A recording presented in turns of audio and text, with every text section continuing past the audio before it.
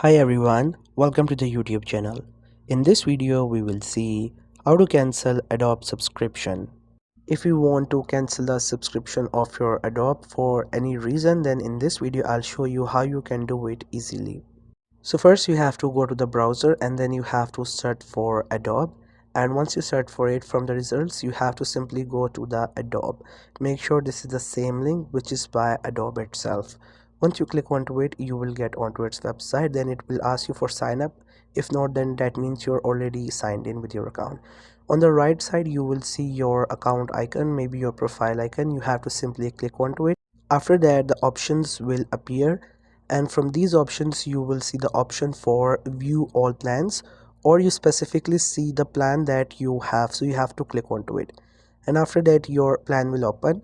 If you have multiple plans, then all of them will open. From there, which one you want to unsubscribe, you will see the option for unsubscribe. Right now I have the option for buy now because I am not subscribed to any option, but you will see the option for unsubscribe. You have to simply click onto it. Then it will confirm you, like, are you really want to unsubscribe. You have to simply go with yes, and after that you will get unsubscribed to Adobe. So that's how you will be able to unsubscribe to Adobe.